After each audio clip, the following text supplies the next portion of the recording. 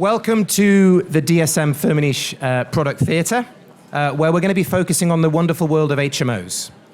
So, my name's James Young. I'm the Vice President of Early Life Nutrition at dsm-firmenich, and I'm thrilled to be joined here by Lars Bode, who is the Director of the Human Milk Institute at the University of California at San Diego, and Niels Banke, who is the Chief Science Officer of dsm-firmenich. Thank you very much. They haven't said anything yet. There will be time for Q&A at the end, so please hold off on questions until the last sort of 8 to 10 minutes, where we'll have a mic roving around the audience.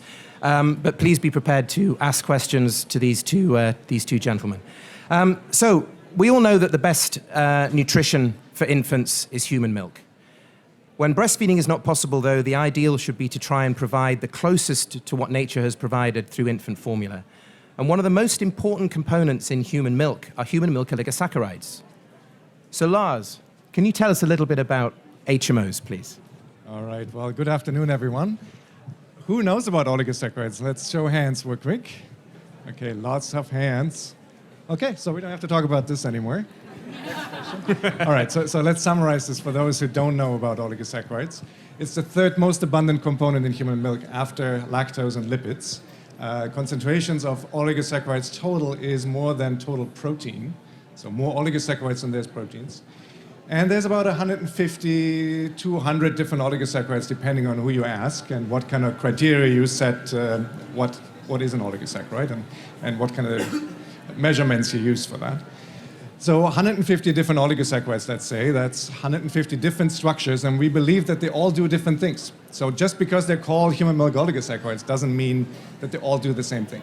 So it's really 150 different opportunities to do different things, and that's what we're trying to figure out right now, is what do these different oligosaccharides actually do for the baby, potentially for mom, and maybe we can leverage that knowledge to build other application fields as well, and adults and pets for that matter, and many other things. So that's in brief what human milk oligosaccharides are. Super, thank you. So lots of unique benefits, lots of diversity. Are you able to speak a little bit more about the different types of HMOs and what we believe some of their modes of action might be? So let's start with the mode of action first, maybe. I think many people think of human milk oligosaccharides as the first prebiotics that we're exposed to, right? So that's like the fiber, so to speak, of human milk that changes the microbial communities in a somehow beneficial way that then has benefits for the infant in multiple different ways. And that might be true. I would challenge that, though. I would say that there is many other effects that oligosaccharides have that are independent of the microbiome. So we know that these oligosaccharides can serve as antimicrobials, so do exactly the opposite. Instead of fostering certain microbes and having them thrive, we know that they can contain some microbes that you don't want to have and serve as antimicrobials. We know that they have direct effects on the host, epithelial cells in the gut, permeability of the gut, immune cells in the gut. We also know that these oligosaccharides get absorbed, make it intact into the systemic circulation. You can actually measure them in the urine of a breastfed infant. So they might have different effects on the liver, on the brain, on other organs in the body. And again, something that research still is trying to figure out what they do. So now what are those different oligosaccharides, different types? Again, I would say there's 150 different types, but you can cluster them maybe by size, and you can say there's the smaller oligosaccharides, the trisaccharides, tetrasaccharides, the 2-FLs, 3-FLs, 3-sialactose, 6-sialactose. Then within those, you can separate them by fucosylated ones, so those that contain fucose, those that contain sialic acid. Sialic acid introduces a carboxyl group and negative charge, so they might behave completely differently. And then there's much larger oligosaccharides at more lower concentrations, and we would love to know what they do as well, and I know that's a challenge to make those available. But I think we're getting there. So lots of diversity and lots of opportunities. Okay, super. Very interesting.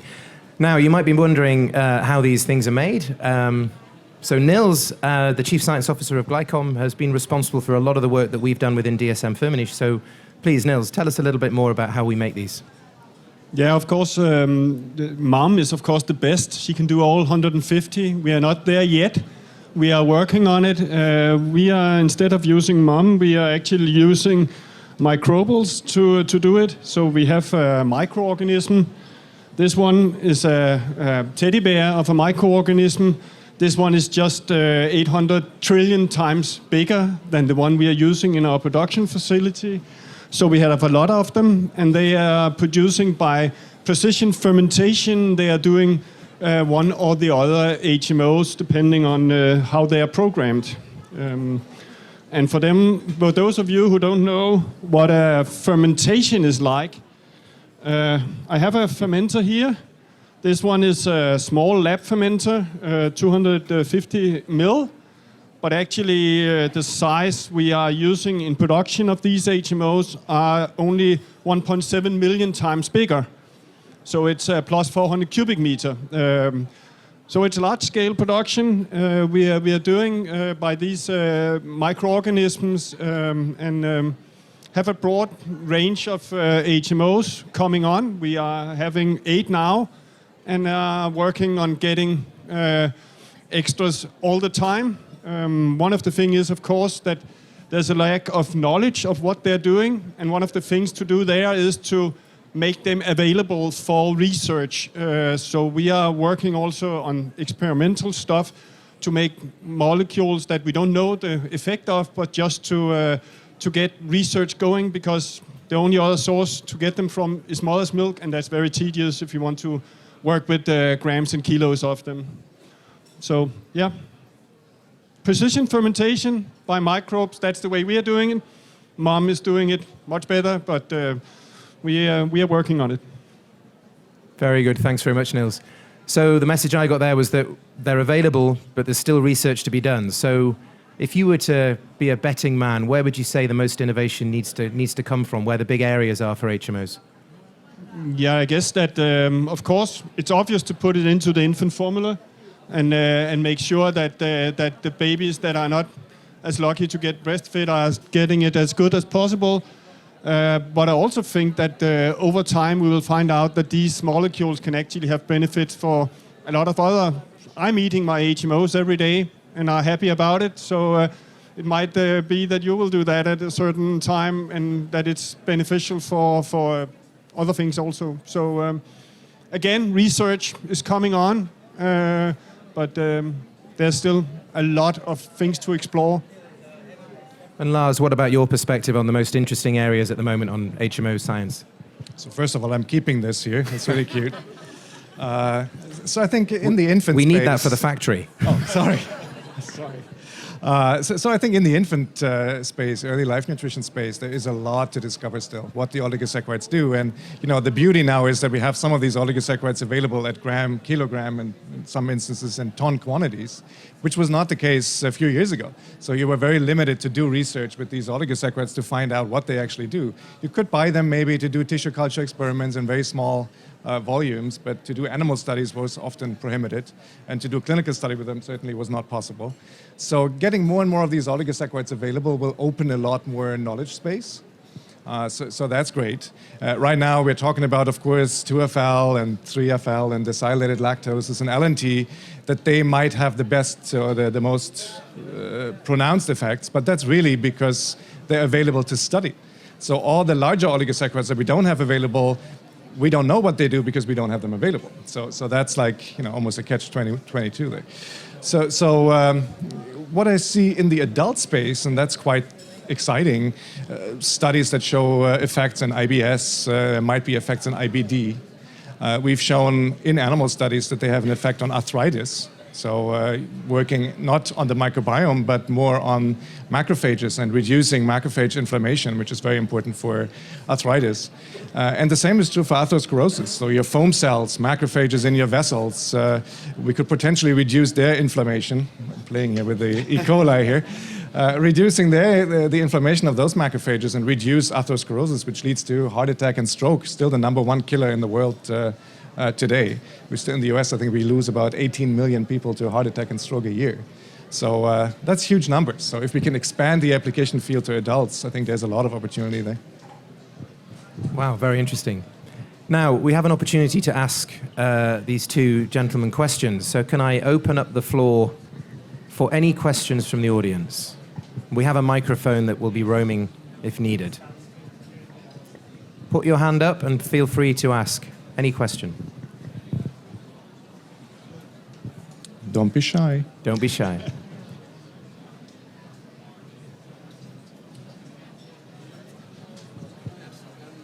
Would you call HMOs a prebiotic? And the definition of prebiotics is that they work through probiotics. And yet these HMOs have direct effects. Okay, I repeat the question. The question was, would I consider a human milk oligosaccharide a prebiotic? And you said a prebiotic per definition works through a probiotic. I would disagree on that. I think you can have a prebiotic independent of a probiotic. So yes, human milk oligosaccharides are prebiotics. But again, I would argue that they are more than just prebiotics. In fact, there's this idea that you need to have certain bifidobacteria that utilize all the different oligosaccharides. I would argue that you don't want to utilize all the oligosaccharides because you want to spare some to have effects in the gut other than being prebiotics. So yes, they're prebiotics, but they are more than prebiotics. Thanks for the question. Now everyone. Now Great. everyone. Thanks for breaking the ice. You've broken the ice. The lady in the red dress at the back, please.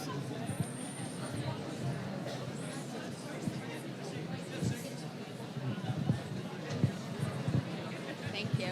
So breast milk is of course the best, but HMOs are found in rather high concentrations, not only diversity. And then if we look at the commercial today dosage, it is lower. What is the dose response knowledge and view on HMOs if we're trying to come closer to breast milk? Great question. I don't think we know much about dose response there. What you're thinking of probably right now is 2-fucosyl-lactose, right? Being at very low concentrations still in infant formula, being much higher in most human milk. But I say most human milk on purpose because there's some human milk that contains hardly any 2FL. Right? So now I'll be running potentially in a safety issue that some infants are not supposed to receive any 2FL because mom doesn't make it. And is that maybe why we want to start with a lower concentration? Does that also mean that that low concentration doesn't have any effect whatsoever? I think there's still a lot to learn on individual oligosaccharides, but then also how do different oligosaccharides act in combination? And what's the perfect combination there, right? We've seen this in some cohort studies that when it comes to infant growth, 2FL and neo-LNT somehow always appear in a certain ratio and then are linked to growth outcomes. So how do we mimic those ratios? And that's just two. If you really want to mimic this with a larger amount of oligosaccharides, it gets fairly complicated. And then depending on which outcome you're looking at, you might need different ratios. So it gets fairly complicated. I think we're not there yet, but certainly an active field of research at the moment. Thank you very much. Next question, please. Hi, Lars. I have a question. Danone, Bernd Stahl, Danone Nutricia. Do we need to call the biotech-produced HMOs still HMOs, or are there something different? What is your opinion on that? Yeah, that's a semantic question.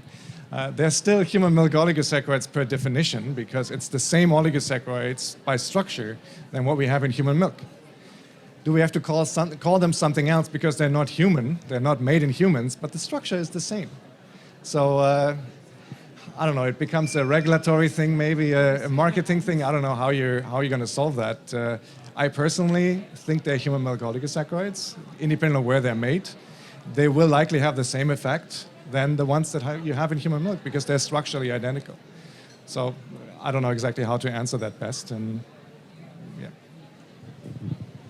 No, I think it's important to stress that these oligosaccharides that we are producing are natural, identical, and then you can, is it human or not?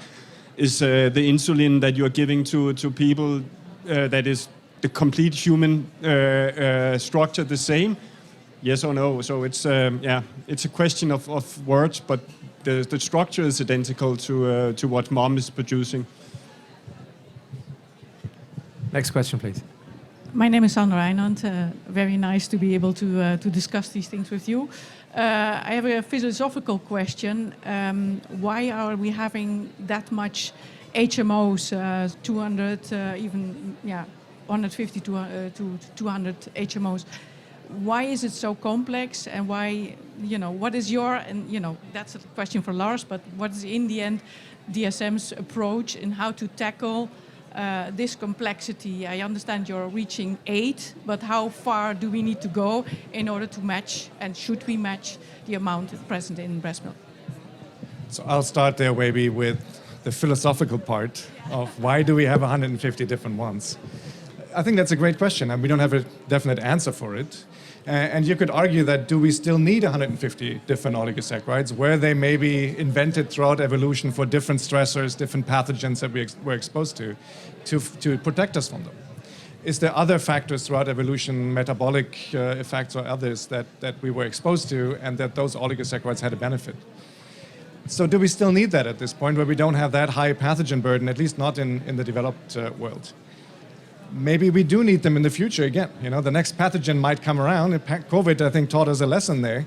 Another pathogen might come around where having those 150 gives us actually an advantage because you might have that one oligosaccharide in there that fends off the next pathogen that comes around. So for mom to keep this entire portfolio around, although it is quite costly to make them, energetically, is maybe a mechanism to protect us from future diseases and pathogens and other things. So we may not need them right now, and we'll find it out, but maybe we do, and we just don't know at this point. I have another kind of view on it that you can also think about. I think mom is good at producing HMOs, but does her enzymes for producing it need to be 100% specific? I don't think so. I think nature will partly tolerate that you actually have some byproducts going on.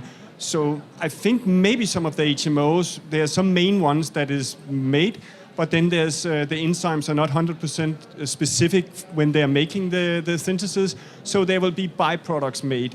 But of course, we don't know which is byproducts, which is the main ones.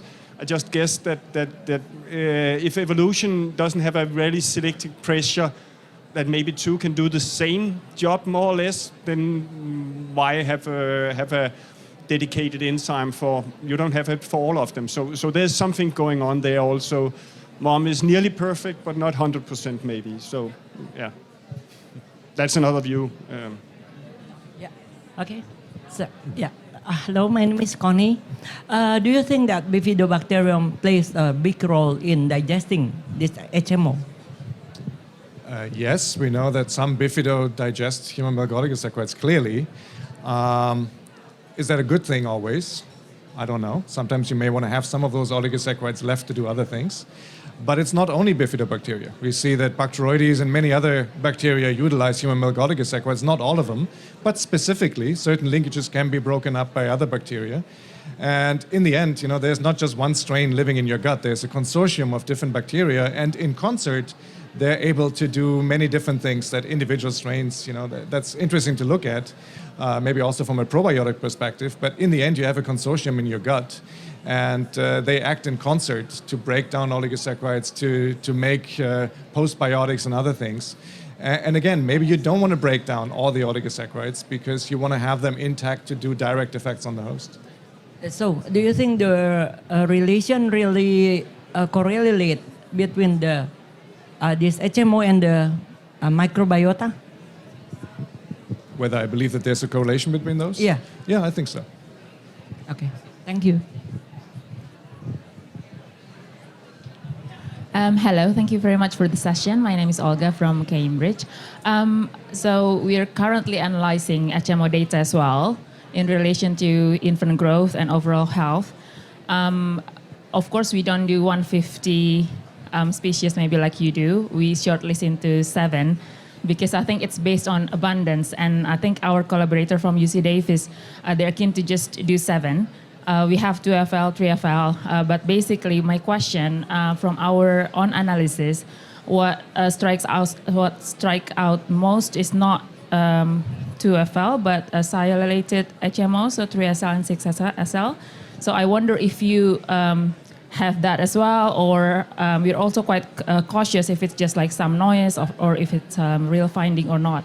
And also another question, how do you deal with disproportionate study population usually? Because you will have a lot more secretors compared to non-secretors, as in like how, from statistical perspective, how do you deal with that? Thank you very much. All right, it gets very detailed already. So maybe the question about the 2FL, neo-LNT, and then the silated oligosaccharides, I think it depends on which population you're looking at. So we've seen the 2FL, neo-LNT ratio in US population, in a Hispanic population living in LA. We've seen it in Denmark, in Finland, and recently in Australia. So these are all fairly affluent communities with high caloric availability, let's call it that way. If you follow the data that Jeff Gordon and the group at UC Davis put together in Bangladesh, for example, and then they had some data in, I think, the Gambia as well, there it was more the silated oligosaccharides that have associations with growth, but that's more related to malnutrition. So maybe the other side of growth. So I'm not sure why in some studies those oligosaccharides pop up, and in other studies it's more the 2FL, neo-LNT. But we see it consistently in all the studies that we've done, and it's quite remarkable actually how consistent it is. And to the point where in the Finnish cohort, I believe in the STEPS cohort, we found that those growth associations persist all the way out to 5 years. So whatever you get fat in the first few months of life has a growth benefit still all the way out to 5 years, and that's where the study population is or was at that point. So I'm not sure why is it different oligosaccharides for different growth parameters. And then the other question was, what was the other question? Oh, the secretor. Yeah. I think that's a great question. So the way that we try to get around it is we look at the full population first, and then we stratify it by secretor status as well to see, if there is specific associations just in the secretors and just in the non-secretors. And very often you lose power if you only look at the non-secretors because there's just not that many. But maybe for the questions that we had earlier about what oligosaccharides do we need and what's the selection pressure there, when it comes to secretors and non-secretors, I think that's a fantastic example. South American continent, you have almost 98-99% of the people that are secretors. So very different selective pressure probably in that population compared to the African continent, where you have 35% of the population being non-secretors. Right, so that plays a little bit into that question. So it's tricky statistically, especially when you're in areas where you only have 2 or 3% non-secretors. Yeah. We have time for one more question. Yes. So thank you very much, Niels, Lars. We have a lot of data on the available HMOs that we are capable of producing. What's next in research? What should be the driving factors? Is it abundancy? Is it availability to produce? Indications? So in what direction should the research go? All of the above, ideally. So we use two different approaches there. We use the approach that we take oligosaccharides that we extract from human milk, ideally from a variety of donors to get all 150 different structures, and then test them in animal models or tissue culture models to see what the whole pool does, and then use a structured multidimensional chromatography approach to narrow it down to the active structure. So it's a real structure-activity relationship approach. So it's a structure finding, if you want. And then that can guide synthesis of the next oligosaccharide that might be useful in a certain context. So best example there is work that we've done on necrotizing enterocolitis in the preterm infant and an oligosaccharide called dsm-firmenich. So dsm-firmenich is not one of the top 10 oligosaccharides, but clearly multiple different studies have shown that that is highly associated with reduced necrotizing enterocolitis in the preterm infant. So that's one way to guide it. The other way is to have companies like yourselves or DSM that make oligosaccharides available and invest not only in the ones that are currently out there, the 5 or 10 structures, but provide a library ideally, at lower amounts, provide a library of maybe 50 different oligosaccharides to cover more of that chemical space that then researchers can use in their assays to see, okay, which of these oligosaccharides in tissue culture and animal models drive a certain disease outcome. And if those ideally come together and show the same results, then I think we have a good path forward. I think that the main thing is to use the technologies we have and develop new ones to get all the stuff available and get some research going on it. And then at the end, of course, some will be more difficult than others to make. But if there's some things that is showing unique properties, we will also find a way to produce them in an economical way, so all babies can benefit from them. So that goes hand in hand. And first thing is to have them available. And human milk is the one source, biotechnology the other, and we are going hand in hand with that. Okay, time is up. Thank you very much, Lars. Thank you very much, Niels. And thank you very much, everybody else, for your participation in the questions. If there are any further questions, please don't hesitate to come over to the dsm-firmenich booth towards the back of the hall over the next few days, and we'll be happy to answer any questions. Thank you very much.